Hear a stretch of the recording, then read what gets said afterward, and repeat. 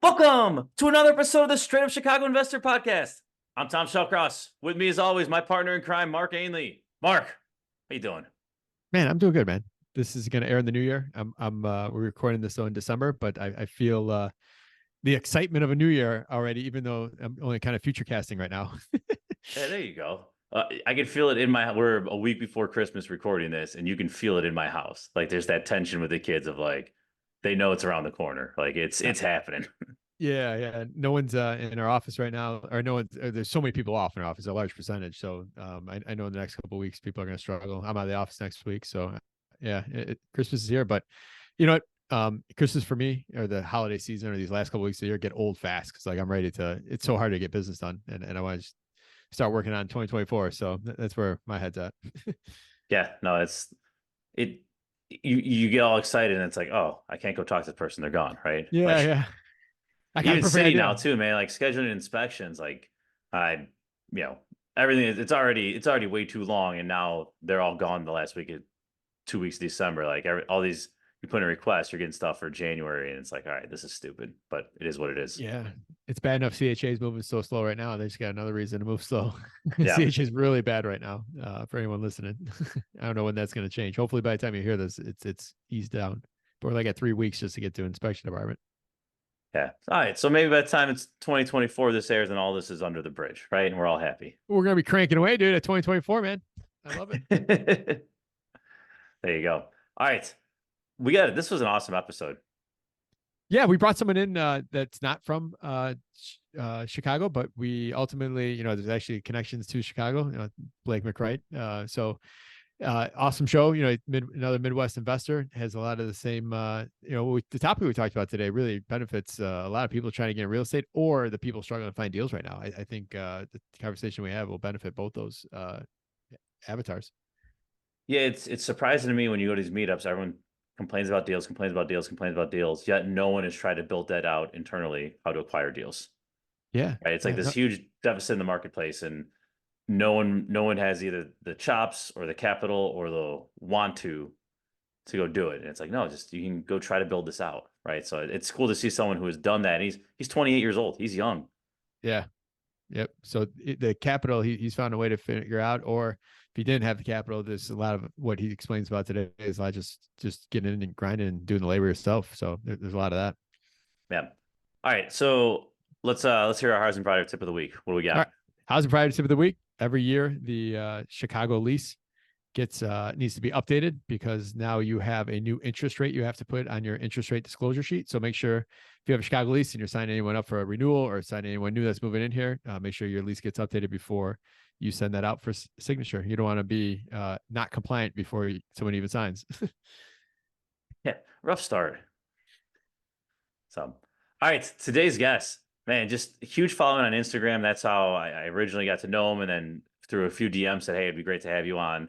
But owner and partner of Crown City Homes, these guys have done over 200 flips and 500 wholesales. So 700 times has put a off-market property under contract. Like that's just insane for someone who is 28 years old. So we're going to talk about, the process, the team he's built, and hopefully some very, very valuable information how you can do the same.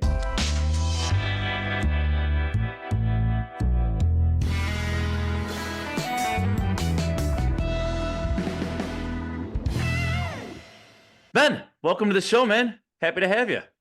Thanks for having me. We're excited. We were just BSing about I had a fun weekend in Kansas City a couple weeks back, so this is good timing on our end. Good so time.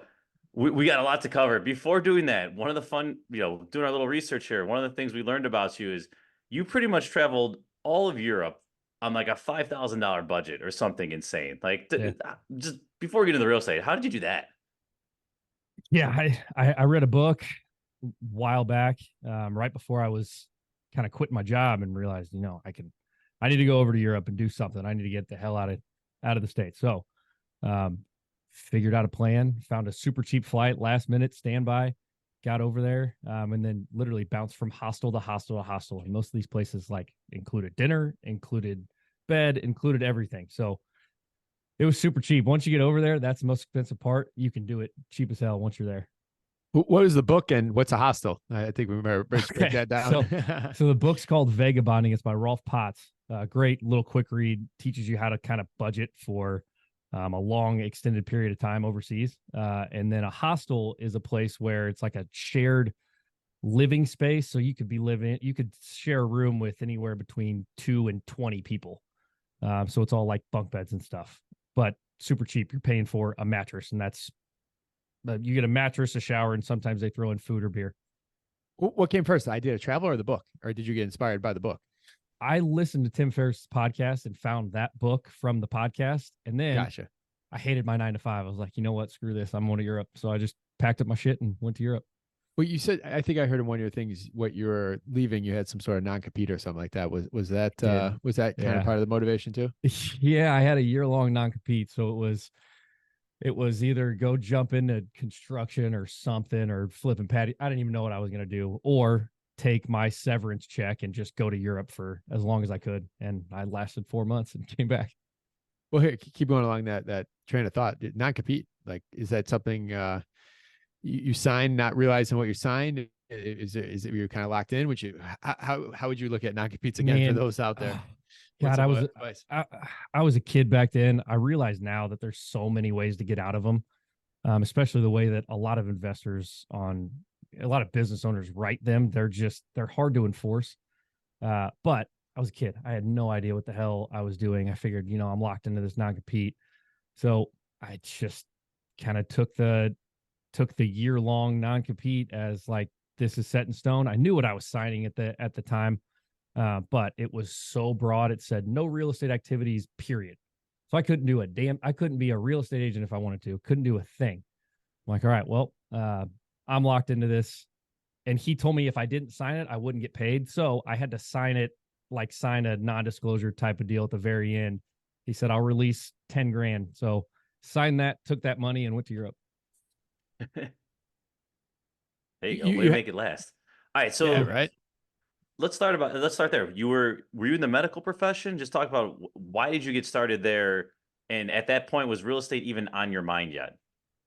Dude, no, not even remotely on my mind. I had from the time I was a kid, I'm sure you guys all had this big dream of what you wanted to be when you were kids. And mine was always be a doctor. So when I was growing up, I was like 10 years old. I was telling my parents, I'm going to be a doctor. I'm going to be a doctor. I'm going to be a doctor. And went through the whole gamut of shadowing, volunteer hours. I took that freaking MCAT test that you have to take to get into medical school. Between practice tests and actual tests, I took it 17 times. It's a 7.5-hour test. I took this thing so many times. And I remember just wasting summer after summer after summer studying, and decided 2 weeks before I was going to graduate that I wasn't going to medical school before I was graduating undergrad. So how was that convo with the parents? They did not like that. They were very upset because they had kind of put everything into this, and they're like, well, what the hell are you going to do? You're just going to go live on the streets? I'm like, no, I'll figure it out, I'm sure. But I had no plan, no idea. So I went and moved out of the state and moved down to Arizona, got a job in selling laboratory. Like I was selling laboratory tests. And then realized I hated the 9 to 5. Like I'm sure you guys at one point realized, I hate this 9 to 5 thing. It sucks. So just started looking. I think I Googled one day, what profession makes the most millionaires? And it was real estate. And then just took a deep dive into that.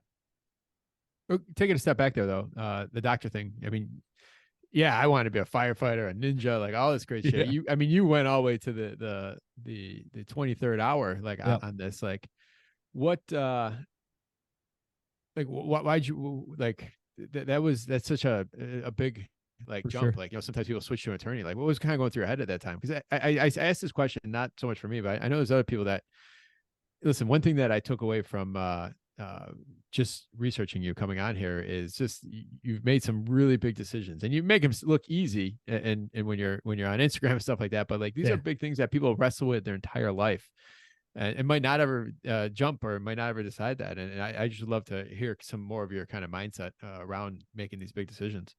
Yeah, I think when you've done something for so long and you've had your mindset on it for so long, you never really take a step back to see what the implications of that decision are, right? You kind of just get your mind set on it and you're like, okay, I'm going to fight tooth and nail until I achieve this.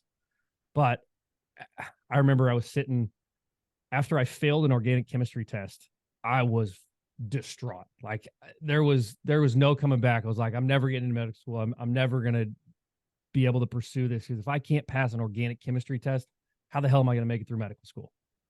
So at that point, I took a step back. I'm like, why am I fighting so hard for this? And I realized one of the main reasons I wanted to be a doctor, one, it's obviously to help people. We all try to help people in whatever we're doing. But I realized I wanted to make a ton of money. And I thought that being a doctor was the best way to make a ton of money. So when I stepped back and realized, number one, I was going to be like 35, 36 years old by the time that I would have finally been done with the fellowship, all of that stuff. And I was going to be hundreds of thousands of dollars in debt. When you take a step back and look at it from that perspective, it's like, okay, well, maybe this doesn't make sense. Is there another route to wealth, another route to help people that doesn't involve me giving up all of my 20s and half of my 30s before I can actually start having a career where I can go and help somebody? So that was kind of the mindset of how I got to there. That's huge. The other night time at the event, I was talking to somebody, it was a pharmacist, and he had the kind of the same message around wanting to make money and so forth. But at the end of the day, he's working hourly. Now he's not working for hourly wage, but he's working. He those drugs don't get distributed at the pharmacy he works at unless he's there. Like, Yep. Ben, what you're working on now is so much more scalable. And I think a lot of people go into the medical profession seeing the big dollars, but those guys are handcuffed to what they can do or what their performance is. It's really hard to scale. Sure. Yeah, Mark, that's a great point. I mean, I think that once we get to this point in our lives, it's so easy to look back and go, God, I'm glad I made that decision. But for all those people who haven't made it here yet, who haven't got to this step, they're sitting in that spot where we were years ago going, well, how do I even make the leap? And you almost just have to do it. Man, there's no real roadmap. You know what I love though about real estate though, and I'm sure you're seeing this on your side, is ultimately doctors go over there, make money, whoever else, they go all these different fields, but where do they go and take all that money to? Right back to us. Yeah. I know. Come Like back. that's You're the great, like it's crazy to have, whether it be NBA players or NFL players or movie people that have been in big movies, like come back and say, hey Mark, how should I spend this money? It's like, wow, man, like I'm amazed just to be talking to you and like you're asking me, like, so that's kind of the cool thing about real estate, that ultimately it becomes a vehicle for so many people after they do what they specialize in. It's a great point for sure. Yep. All right. So we find a blog, or whatever it is, it says, all right, real estate is the path. How did you actually make it tangible though? Right. Did you just go out and buy a house? Like, let's talk through, from idea state to, hey, we're under contract on our first one. Yep. It was, so I kept my 9-to-5. I kept that source of income, which I would suggest everybody do. If you're going to get into something like this, especially if you have something that's paying you and you can do this on the side, stay there. Do that until you can get to that point where it makes sense to take the leap. It's not just a blind leap, because you're going to end up poor and broke and pissed. So what I did was, every day after I was done with my 9-to-5, I started just calling real estate agents. I would call for 4 or 5 hours, like till 9 p.m. It was stupid looking back, but I was calling real estate agents saying, hey, you got any deals? Hey, you got any deals? Hey, you got any deals? Hey, my name's Ben. I just want to keep that conversation or start that conversation that I'm looking for deals or mentorship or whatever. I think that the main thing that a lot of people try to do is learn everything possible before they actually jump into it. And the way that I tell people now how to get into real estate is just up the number of conversations you have about real estate. Whatever industry you're trying to get in, you just have to up the conversations, get around people that are constantly talking about these things so you can absorb as much information as possible. And that was really the path that I took. Was I went to meetups, as many as I could. I talked to as many people as I could about real estate. I did the whole studying and all that stuff in the background, but that was just to supplement some of the learning that I didn't understand from some of these meetups and stuff. And they would talk about ROI or ARV. I didn't know what the hell it meant. So I went back and studied those things. And I think that's a good way to look at it for a lot of people who are trying to get into a business like this. Well, I think you hit the nail on the head. We obviously in our business, we have KPIs, and usually the KPI is tracking what you need to ultimately get the result. A lot of times you're not tracking the result, right? And the result in this scenario is like, I want to buy my first house. I want to buy 20 houses. I want to be a millionaire. Yep. But really the KPI for getting into something like that ends up being the reps. Like especially with people Yeah, right be now. process oriented, not just outcome oriented. So this will film, this will record early 2024. So it's kind of your goal setting type things. It's like, all right, at the end of the year, what do I need to be a better real estate investor that will move me closer? And it's like, I got to do this 100 times. I got to talk to 100 people. I got to go to 25 meetups. I have to read these 7 books that everyone's been telling me I should read. Like, it's those reps are the true KPI for people. And I loved how you worded it that way. So I'm happy you said that. Yeah. All right, so Ben, are you in Arizona for this, or are you in Kansas City? Where are you? Where are you starting to look? I'm in Kansas City. I moved back from Arizona once I got a job offer to come build an acquisitions department for a guy back here in KC. So I did that for a while. And then about 5 years ago, branched off and started doing this on my own. All right, Well, so I have a business partner, but yeah. You're on your home turf here. Mm-hmm. So we're calling agents. I'm assuming we finally get something under contract. Just talk to us through maybe those first couple deals. Like, what are you doing? Are you taking them down and renting them? Are you flipping them? Like, what was that original strategy?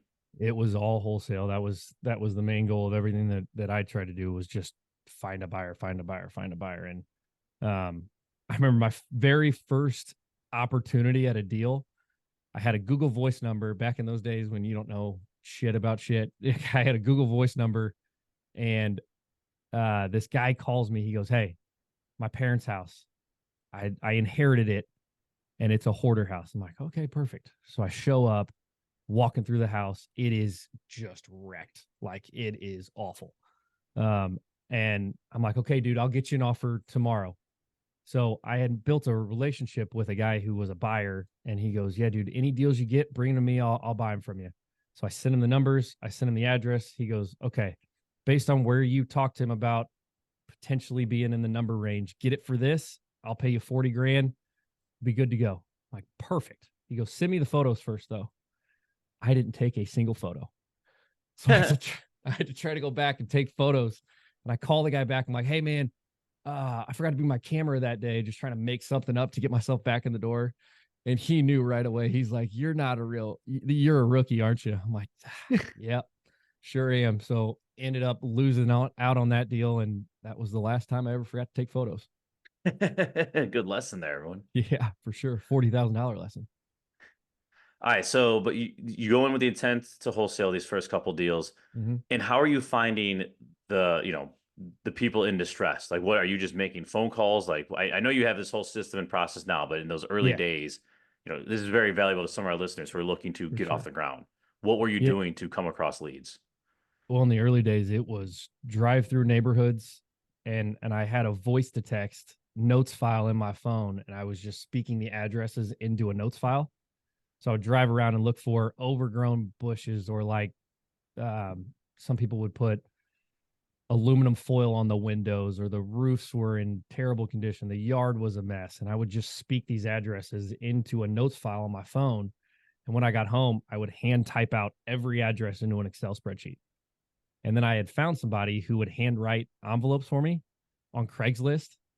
So I would go drop off a box of letters and envelopes with postage stamps to this lady's house, and she would handwrite all the envelopes, stuff the mail, and send them out. And that was how I got the first couple deals.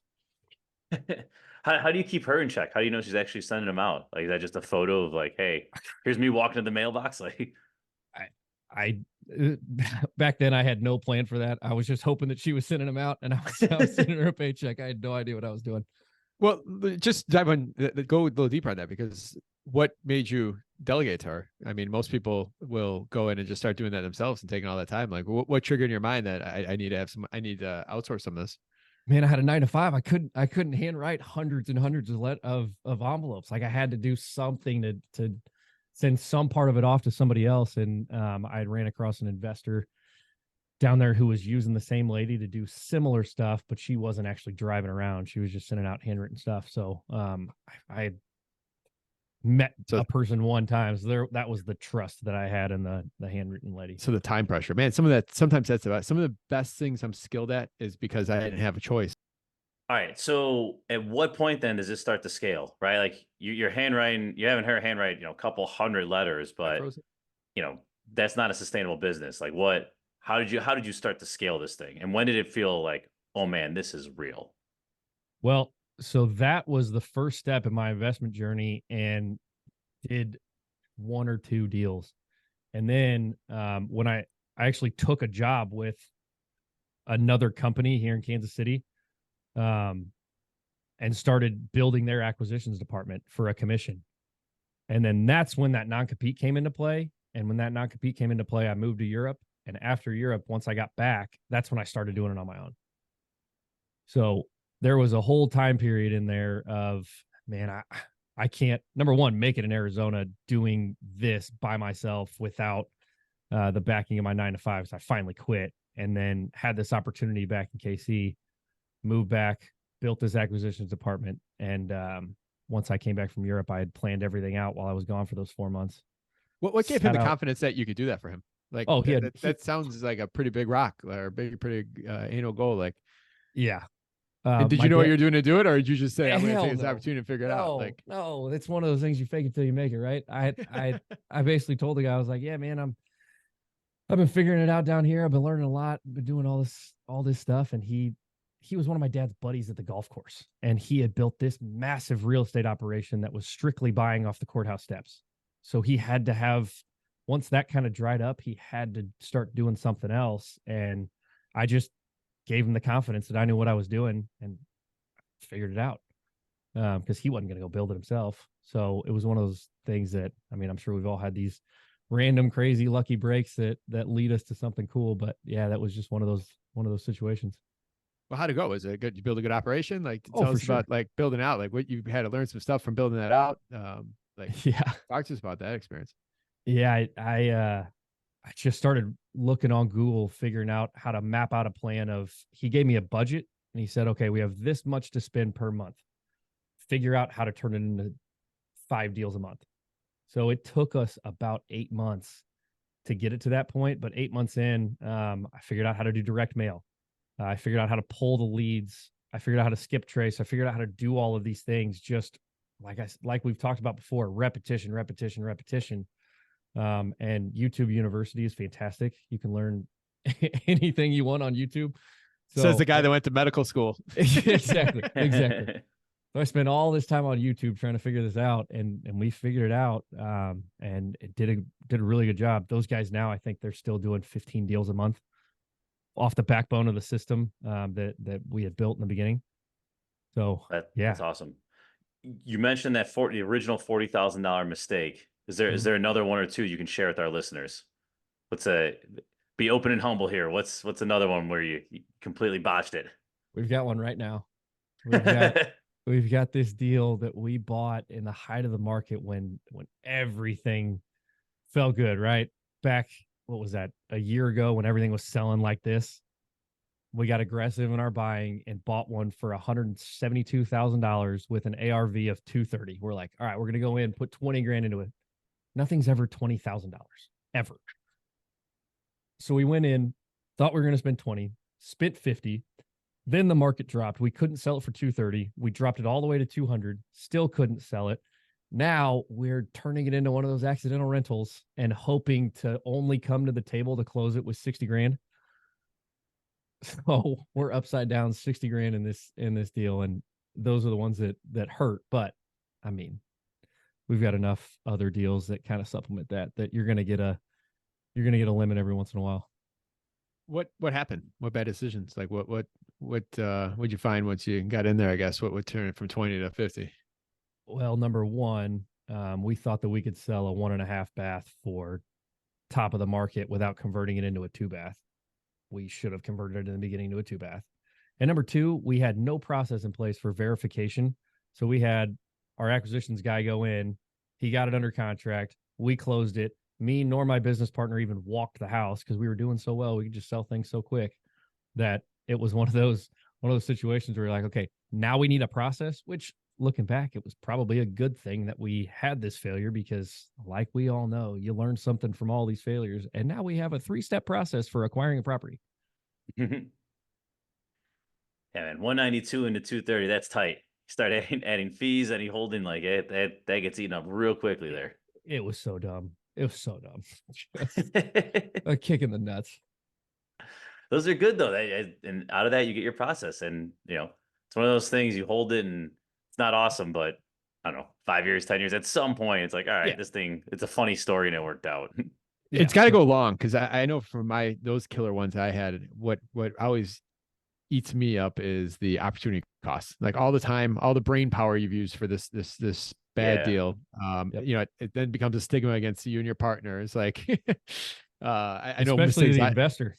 Yeah. So like these end up being things that the brain that takes brain space that eats you up over time with it. For sure. Yeah. All right. So what are the first couple hires you make, right? You had the lady handwriting notes, but at what point is it I need an acquisitions guy? I need a disposition guy. I need someone in my accounting, right? Like this became a real business for you. If you don't Yeah. mind sharing, like, just the amount of velocity you guys are at right now.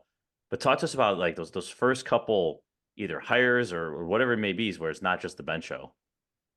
Yeah, we tried to. Well, the first hire we knew we needed to make was a bookkeeper because me And and we my use just business you and a partner. partner. Yeah, it's just me and one partner. We had two at one point. We brought somebody on. We got rid of him. That was a giant nightmare to split with a third equal partner, but that's a different story.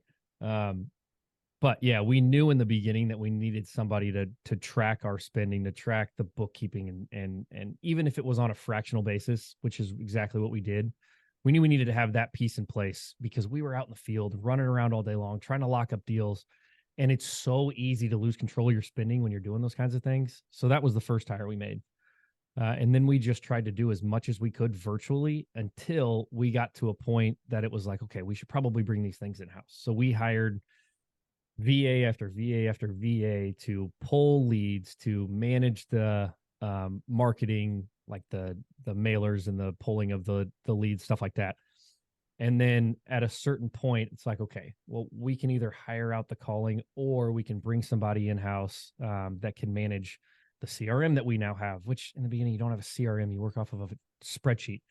So then we brought that person in to manage the CRM and manage all of the outbound mailers, which we still do to this day. We still handwrite envelopes, manage all of the guys out in the field who are door knocking every day, who are going on appointments every day and making sure that that the leads that they have are followed up with on a consistent basis. So it started all virtual. And then once you get to a certain point, it's hard to keep it virtual. You still can, but we decided to bring those pieces in house.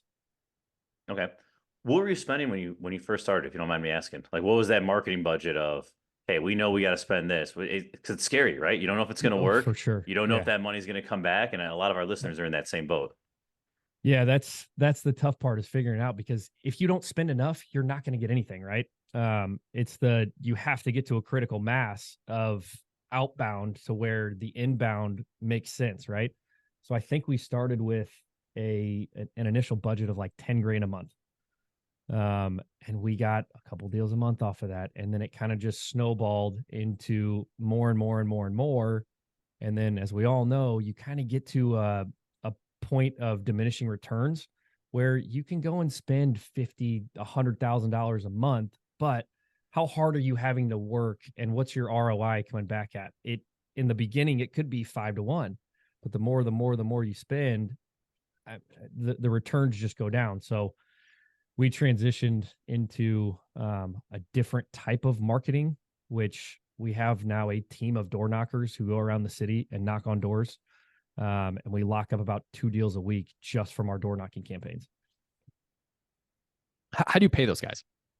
Straight commission. I'm not looking for exact dollar amounts. They're saying like, how do you, a lot of people think, oh my gosh, I got like, is there like some sort of bonus, like performance based like comp? Like what's a good way to approach that? Yeah. You got to find the guys that are okay with the straight commission, which is difficult. It's not easy to find these guys who will drive around the city all day long. We give them a gas card, so that helps. And then we pay them on a commission basis based off our projected profit. So they get paid up front. We don't wait for them. We don't make them wait until the project is done, or till the wholesale deal is closed out, or till the wholesale is whatever the closing process looks like on the back end. We pay them up front based off projected, which is a little strapping on the cash situation, on the cash flow situation, but it keeps those guys incentivized. It keeps them motivated, and the leads and the deals that we're going after now have such huge margins in them from these niche lists that they're door knocking, that we can obviously afford to do it that way now that we've kind of ramped up the business to this point. But there's a win-win there, though. Like, you're providing them value too. They're getting the exposure. They're figuring out how they could go do this in their next town. Like, there's a lot of opportunity there. And I think people starting off don't realize how just other people just want the opportunity to be around real estate. It might be one of their reps For they're sure. trying to get in of figuring some of this stuff out. So it is a huge win-win for you helping the next generation, I guess. Yeah, and it's a positioning thing too. That's kind of how we position it to the people that we're reaching out to, as far as on any of the job boards we're posting, is an opportunity to be around seasoned real estate investors and learn how to negotiate, learn how to analyze deals. If you want to go do this on your own in a year, whatever, we just want you locked in for at least a year. Yep. If you don't mind sharing, what have been some of those winning lists for you? Number one is foreclosures. So pre-foreclosure, foreclosure, that's our number one list. And that's what we've been able to do, 2 deals a week, every single week off of this list. And it's consistent. And for anybody who's looking to get into some sort of a niche list, we've tried them all. We've tried divorce, we've tried bankruptcy, we've tried probate, we've tried all these different lists, as far as like the door knocking and the direct mail, stuff like that. And foreclosures have been, bar none, our best list.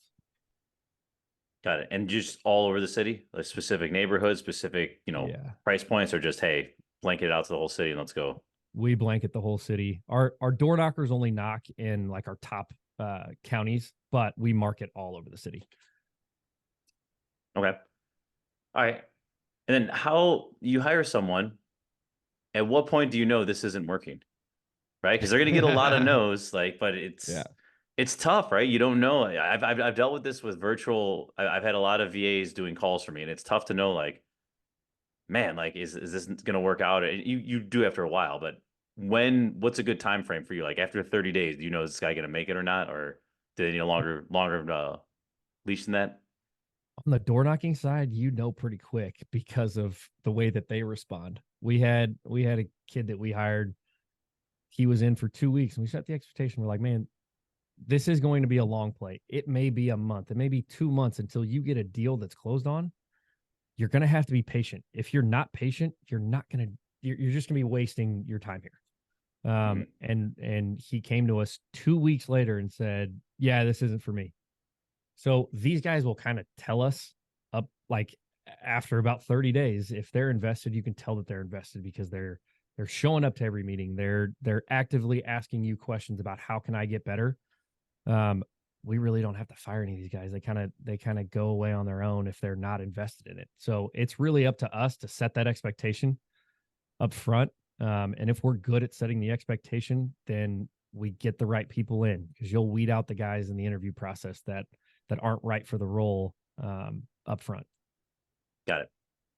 All right. And then talk to us a little bit about the disposition side, right? So is wholesaling the main game, or you want to keep some of these for rentals? Like, I guess, what is the goal? And then how do you make those decisions if you have multiple ways of disposition?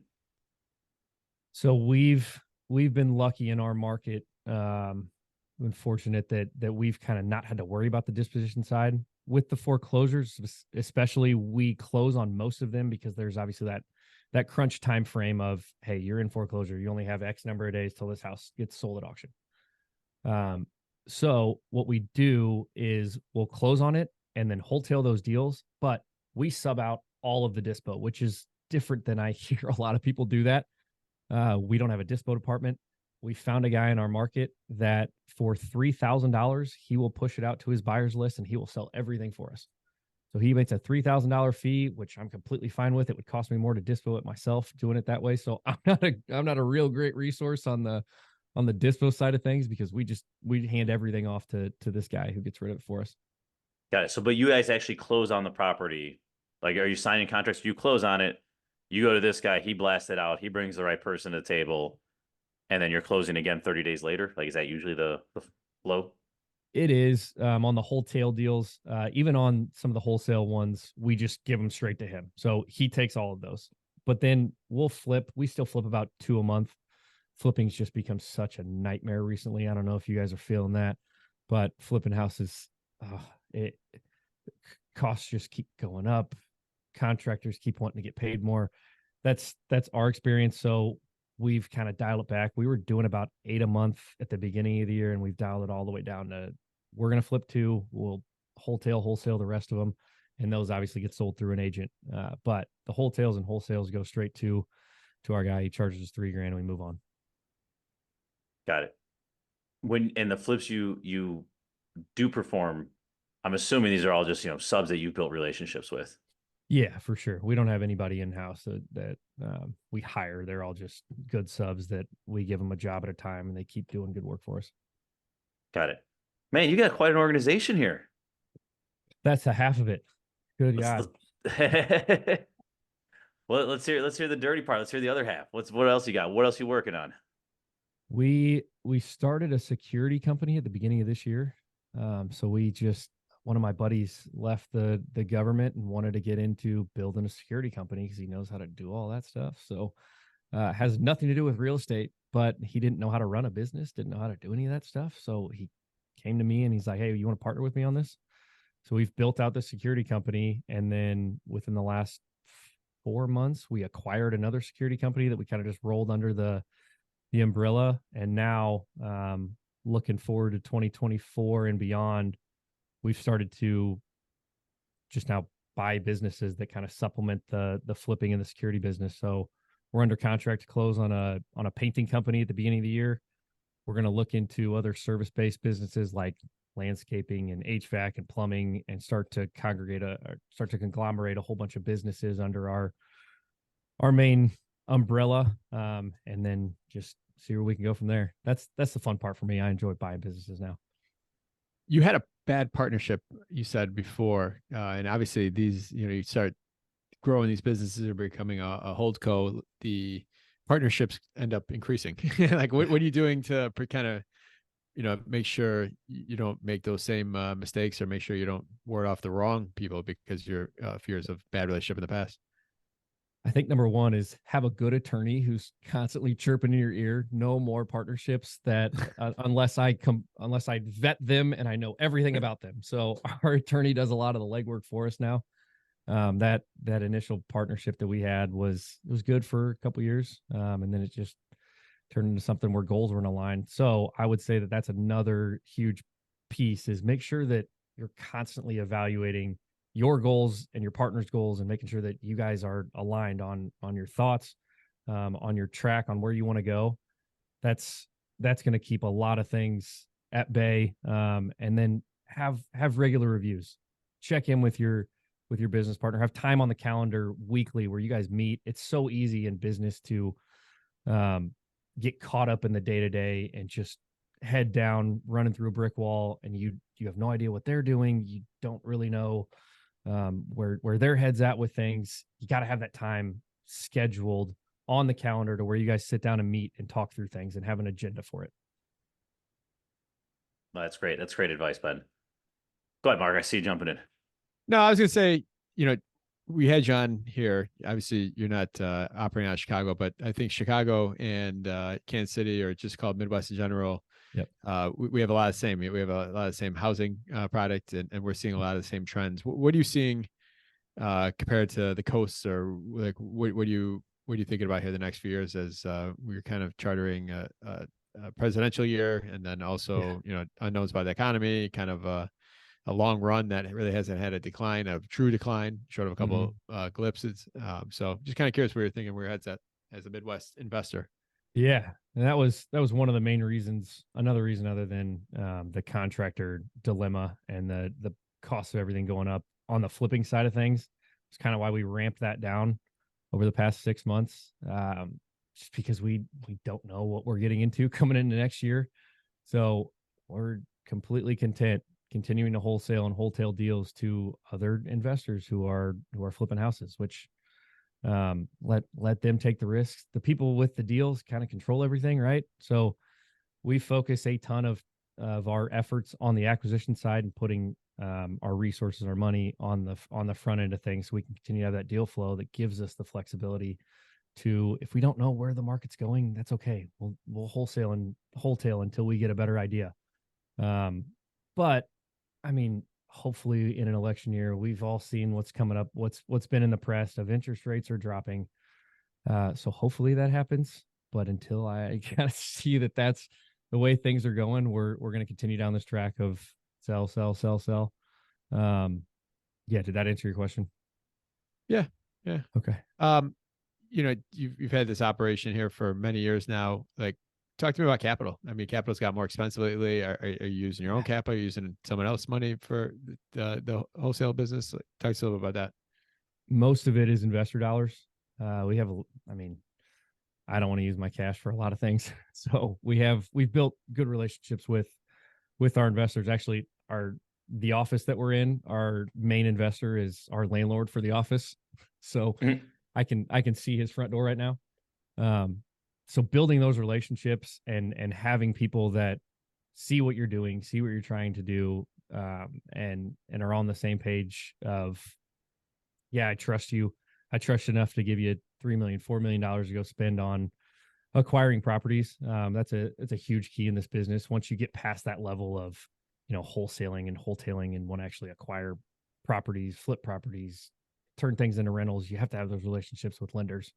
And that can be a part that a lot of people struggle with, is finding money that is affordable. And we've been able to build these relationships over the past however many years to where we know that the money that he's given out to other people is considerably higher than what he's giving to us, because we've built that relationship with him. We continue to fill his pipeline with properties. So he's giving us more favorable terms, more favorable lending criteria on the type of properties we're going after. So that's something that just takes time to build, for sure. So I took away from there is get an investor and tell them you're going to put your desk right in front of their front door. Yeah, So they know you're doing a good job.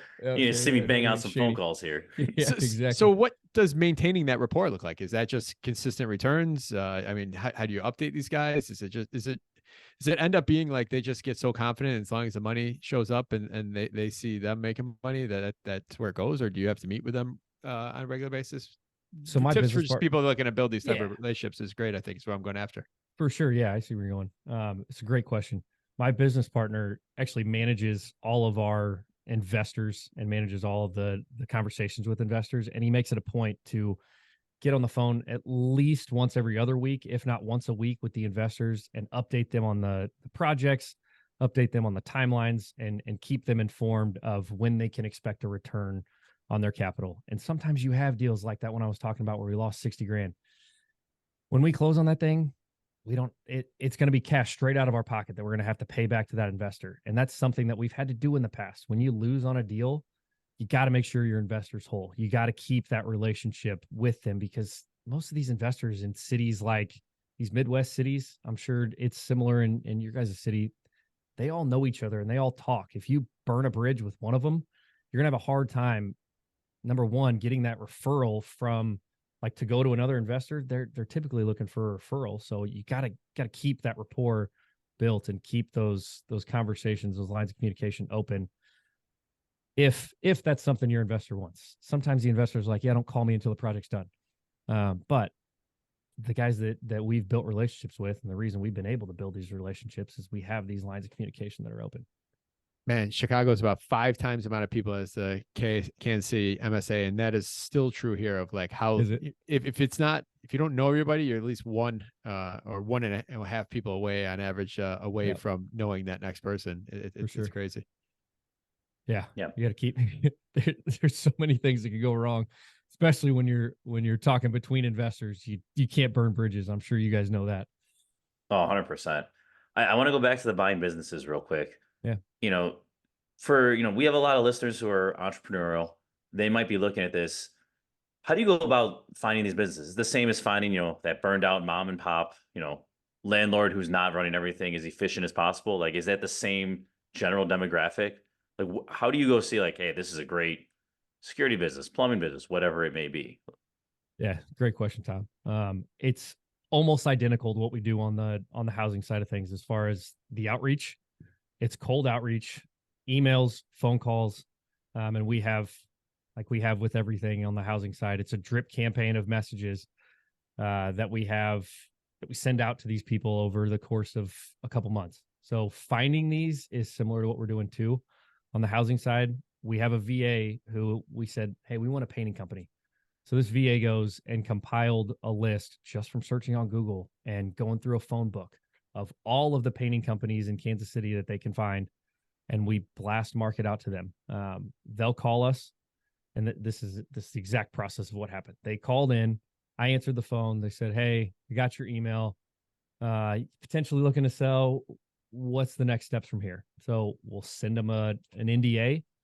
They'll send us their financials, and we're looking for, it depends on the business, but you're looking for a cash flowing operation that has typically 5+ years in the market space, and that is consistently showing cash flow year after year after year, or month after month after month. So it's very similar to what we're doing on the housing side of things.